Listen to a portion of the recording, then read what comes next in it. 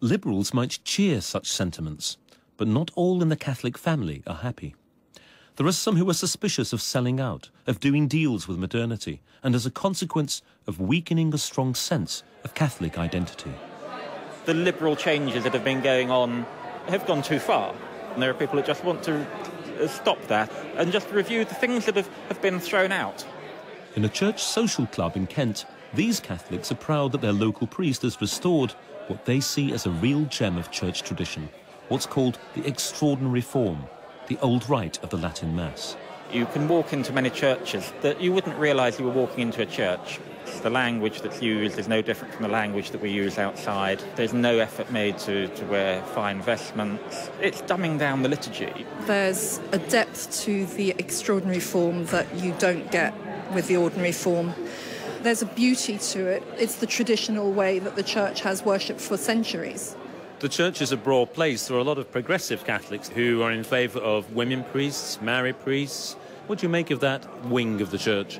If people reject the teaching of the church, then they should be honest about it and not try and pretend that you can change the teaching of the church by consensus.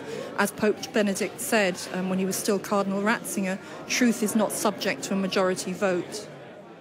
These Latin Mass enthusiasts take encouragement from Pope Benedict, who has urged Catholics to be countercultural.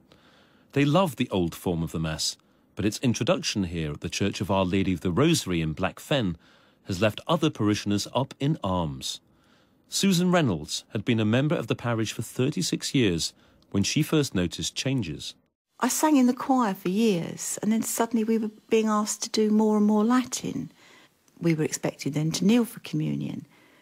Latin Mass started out as being on a Sunday for once a month. Then it became more frequent, and gradually it took over. And my heart was broken, and that was a decision there and then that I wouldn't go again.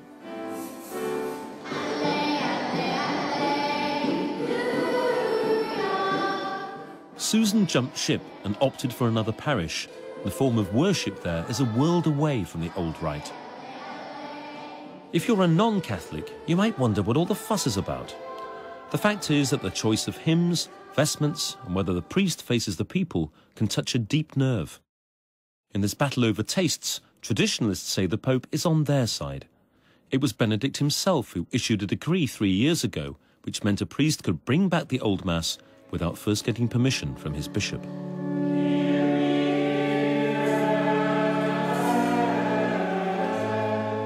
Back in Blackfen at Our Lady of the Rosary, the main 10:30 Sunday Mass is now said every week in the extraordinary form, the old Roman rite. Like Susan, a number of parishioners have voted with their feet, furious at the changes made by parish priest Father Tim Finnegan.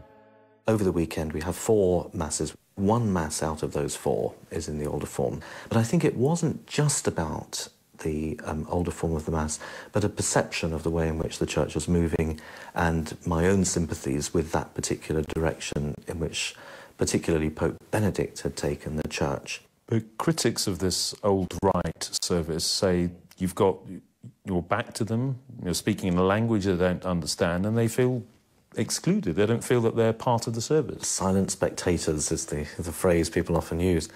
First of all, the priest having his back to the people. This is a very ancient practice in the Church, that the priest and the people would together face towards the east to pray, because the prayers which he's saying at that point, for the most part, are actually not addressed to the people, but addressed to God the Father. People also complain, of course, that because of Latin, that the Mass can't be understood. The Mass is not immediately intelligible in English either. And then we have readings from things like the Epistle of St. Paul to the Romans. The priest can try and explain parts of it in his sermon, but the idea that reading St. Paul's second letter to the Thessalonians is going to be immediately intelligible to people isn't realistic. But if you're saying that even English can't be understood by some people, isn't that just a bit patronising? Of course people can understand English, but I wouldn't necessarily be able to understand somebody talking about high-energy physics. In theology, and in the words of the liturgy, it is a technical and specialised language. The prayers of the Church aren't an attempt to make that language intelligible to everybody any more than a nuclear physics textbook for postgraduates would be written in language that I could understand. Father Finnegan has become something of a celebrity among fans of the old Latin Mass. His website has attracted nearly 2.5 million hits. It's a huge change since 1982. Today, the Catholic blogosphere is rife with robust comment from those who think trendy Catholics have been supping with the liberal devil. Changes in technology have given traditionalists a new head of steam and put die-hard progressives on the defence.